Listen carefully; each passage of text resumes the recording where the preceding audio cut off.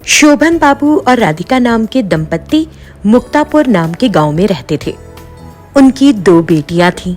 बड़ी बेटी वनजा थी जो बहुत खूबसूरत थी और छोटी बेटी भी खूबसूरत थी जिसका नाम सरोजा था, लेकिन वो बौनी थी। अपने इस दोष के कारण उसे कई बार अपमान का सामना करना पड़ता था। एक दिन दोनों बहनें खरीदारी के लिए निकली, लेकिन जब वे घर खाली हाथ लौटी और छोटी बेटी सरोजा का चेहरा उतरा हुआ दिखा तो उनकी माँ राधिका ने पूछा, क्या हुआ? खरीदारी करने गई थी ना, पसंद नहीं आया कुछ? तुम्हारा चेहरा क्यों उतरा हुआ है? बड़ी बेटी ने फिर उत्तर दिया, नहीं माँ, हमने कुछ नहीं लिया। जब दुकानदार से मैंने बहन के लिए कुछ कपड़े दिखाने के लिए कहा तो उसने कहा इसे तो बच्चों के कपड़े ही देने पड़ेंगे।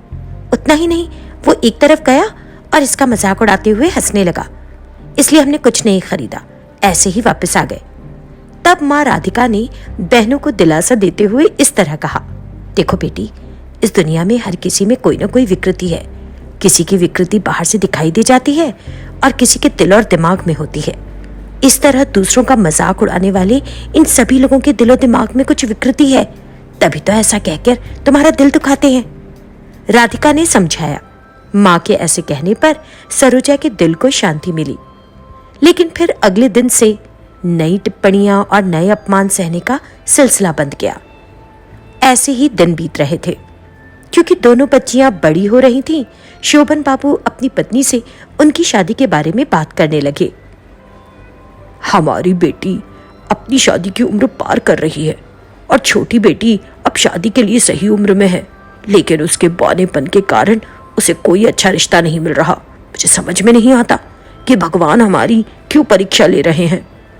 दोनों बेटियां अच्छी दिखती हैं और अच्छे स्वभाव की बच्चियां हैं। छोटी बेटी जिसे बौनापन है, इस दोष को छोड़ के तो वो एक हीरा है। जब माता पिता इस तरह चर्चा कर रहे थे तो सरोजा ने सुन लिया और अपने दिल में सोचा, भगवान, आपने मुझे प्यार करने वाले माता पिता दिए हैं और इससे भी ज्यादा आपने मुझे एक बेहद प्यार करने वाली बहन दी, लेकिन फिर आपने मुझे पौनापन क्यों दे दिया, जिसके कारण मेरे माता पिता इतने परेशान रहते हैं। उसे अपने लिए बुरा लग रहा था। कुछ दिनों के बाद शोभन का दोस्त वसंत आया और इस तरह कहा, देखो शोभन, ये तुम्हारी बड़ी बेटी के लिए एक अच्छा रिश्ता है और अगर तुम इसे खो देते हो तो शायद फिर ऐसा सुनहरा रिश्ता नहीं मिले और तुम्हारी छोटी बेटी की वजह से बड़ी बेटी भी घर पर कुंवारी ही बैठी रह जाए। पति पत्नी के रिश्ते आसमान में बनते हैं। अगर छोटी बेटी की शादी होनी होगी तो उसे भी मिल जाएगा। आप जो कह रहे हैं वो सच है, लेकिन बड़ी बेटी छोटी बेटी की वजह से शादी नहीं करने पर अड़ गई है। वो चाहती है कि पहले उसकी छोटी बहन की शादी हो, तभी वो शादी करेगी। और इस स्थिति में मैं दुविधा में हूं कि बड़ी बेटी को कैसे मनाऊं। ठीक है, आपकी इच्छा। मुझे जो आपको बताना था बता दिया, बाकी आप समझें और करें। वसंत के वहां से चले जाने के बाद शोभन और राधिका गंभीरता से सोचने लगे। उस दिन शाम में माता पिता दोनों वनजा से सुबह आए रिश्ते के बारे में बात करने लगे। तब वनजा ने अपने माता पिता से इस तरह कहा, देखो पापा, पहले सरोजा के लिए लड़का ढूंढो, बाद में मैं शादी कर लूंगी। अगर मैं पहले शादी कर लेती हूँ और फिर बहन के लिए कोई रिश्ता नहीं मिलता तो मैं अपने आप को जिंदगी भर माफ नहीं कर पाऊंगी। मेरी बात समझे ना आप। तब तक सरोजा वहां आ गई और बोली, दीदी, मुझे आपसे कुछ बात करनी थी। आओ सरोजा, क्या बात है? सुबह मैंने वसंत चाचा को एक अच्छे लड़के के बारे में बात करते सुना। तुम प्लीज इस अवसर को नहीं छोड़ो। मुझे तो बहुत खुशी होगी अगर तुम ये रिश्ता स्वीकार कर शादी कर लो। मुझे किसी भी बात का दुख नहीं होगा दीदी, सच कह रही हूँ। तुम इस रिश्ते को स्वीकार कर लो। और बौनी बहन ने अपनी दीदी से बहुत अनुरोध किया और आखिरकार बहन को मना लिया। उसी सप्ताह कुछ ही दिनों में लड़के वाले लड़की को देखने आ गए और लड़का लड़की से व्यक्तिगत रूप से बात करना चाहता था। वो दोनों एक तरफ गए। तब लड़का बोला, देखिए, पता नहीं वसंत अंकल ने आपको बताया नहीं, लेकिन मैं बताऊंगा।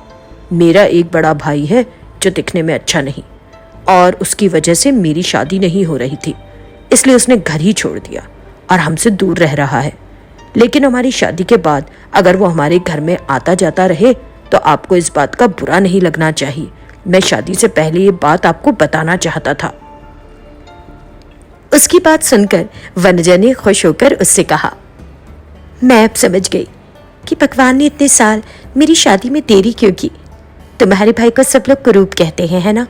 मैं करूंगी उससे शादी, लेकिन मेरी भी एक पौनी बहन है जिसकी वजह से इतने सालों से मैं शादी नहीं कर रही थी। तो क्या तुम मेरी बौनी बहन से शादी करोगे? परिवार में अपंगता के कारण हमारे माता पिता परेशान रहते हैं और पीड़ित हैं। हम दोनों ही ये बात समझते हैं, है ना? जब उसने ऐसा कहा तो दूल्हे को भी समझ आया कि शारीरिक रूप से विकलांग बच्चे होने के कारण माँ बाप पर क्या गुजरती है। इसलिए वो वनजा की बहन सरोजा से शादी करने के लिए तैयार हो गया। तो एक बहन के बलिदान से बौनी बहन सरोजा को शादी में एक सुंदर युवा लड़का मिला और शादी भव्य तरीके से संपन्न हुई। गोदरी नामक गांव में अनीता और सरिता रहने वाली दो बहनें थीं। उनके पास अपार संपदा थी। वे सुंदर थीं और सबसे बढ़कर उनमें स्वतंत्र रूप से अलग अलग जगहों पर घूमने की इच्छा थी। इसलिए वे मौसम के हिसाब से जगह भी तय किया करती थी। गर्मी का मौसम था। दोनों बहनों ने बातचीत की और उन्होंने गोवा जाने का फैसला किया। उनके साथ उनकी नानी रहती थी तो वे उसके पास आईं। लड्डू खाना चाहोगी नानी? मुझसे क्या चाहिए पहले वो बताओ। 1 लाख रुपए चाहिए। ओहो, इस बार तुमने 1 लाख रुपए का लक्ष्य रखा है।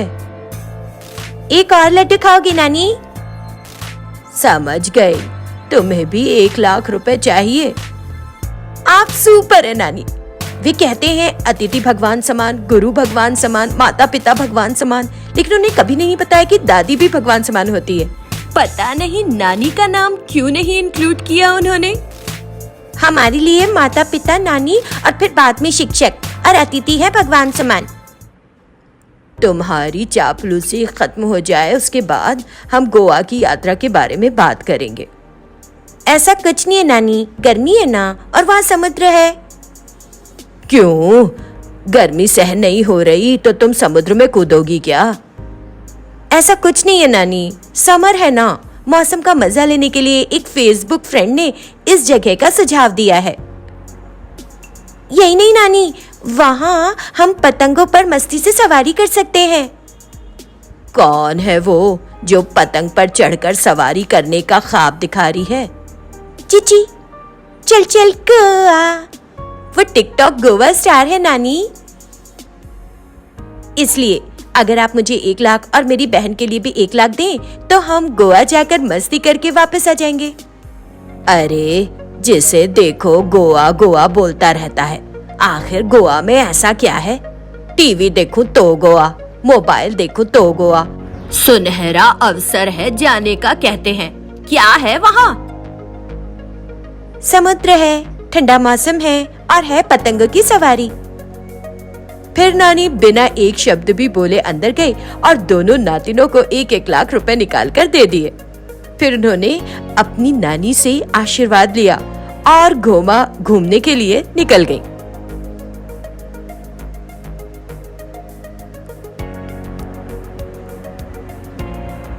कई घंटों की यात्रा के बाद वे गोवा की एक झोपड़ी में पहुंची। ये क्या है बहन? यहाँ गोवा में भी ये पुरानी झोपड़ियां मिलती हैं क्या? मुझे कैसे पता होगा दीदी, मैं भी तुम्हारे ही साथ आई हूँ ना यहाँ। उस ऑटो वाले ने हमसे पैसे लेकर हमें ठगा है। जब उसने कहा कि यहाँ सब कुछ मुफ्त है तो तुमने जल्दी में हाँ कह दिया, इसलिए वो हमें इस झोपड़ी में ले आया। यहाँ पर सब मुफ्त है ना, मुफ्त में हवा है, पकाने के लिए मुफ्त जलाओ लकड़ी है, सोने के लिए झोपड़ी मुफ्त है। दोनों बहनें झोपड़ी में गईं। जैसे ही वे अंदर गईं, उन्हें सांप, चींटियां और चूहों के अलावा कुछ नहीं दिखाई दिया। ये सब देखकर बाप रे बहन, हमें काटने के लिए सांप, चूहे और चींटियां हैं और ये भी हमें काटेंगे मुफ्त में। चलो चलो भागो यहाँ से। गांव की दोनों बहनें अपने अपने बैग्स लेकर उस जगह से भागने लगी और भागते भागते समुद्र के किनारे पहुंच गई। बहन, ये वही जगह होगी जो मेरे फेसलेस फेसबुक फ्रेंड ने हमें बताई थी। यहाँ ये शांत और सुखद है ना? दीदी, ये लड़कियां कितनी गरीब लगती हैं। बेचारी, देखो इनके शरीर पर ठीक से कपड़े तक नहीं है। मुझे भी ऐसे ही लगता है बहन। हम अपनी नानी से उनके लिए कुछ कपड़े सिलने के लिए कहेंगे। जब वे बात कर रही थी तो वे समुद्र के किनारे पर आ गई और लहरें उनके पैरों को छूने लगी। वहां पहुंचकर उन्हें बहुत आराम महसूस हुआ और वे आनंद ले रही थी। दीदी, आओ हम रेत में घर बनाते हैं ना। ये बच्चों का खेल है बहन, तुम अब बड़ी हो गई हो, तब भी तुम्हें छोटे बच्चों की तरह। आप ऐसे क्यों कह रही हो दीदी? कितना अच्छा होता अगर हम रेत में खेलें। हम गोवा में रेत में खेलने और घर बनाने के लिए नहीं आए हैं, गोवा के ठंडे मौसम का मजा लेने आए। तो चले चले और समुद्र में तैरें। हम अपने गांव में झीलों और कुओं में तैरते हैं ना बहन, यहाँ भी वही पानी ही तो है।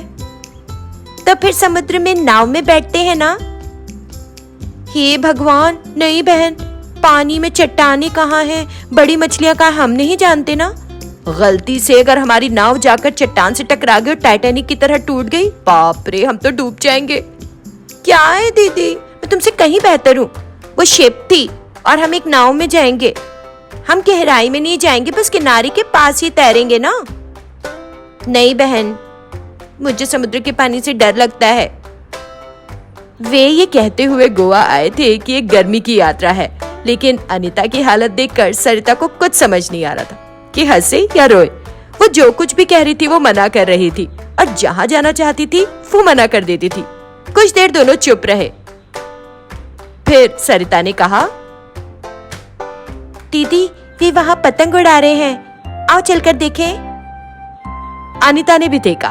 वो अपनी बहन को ना नहीं कह सकी, उसके साथ चली गई। सरिता वहां गई और वहां एक महिला से बात की और कुछ समय बाद लौट कर उसके पास आई।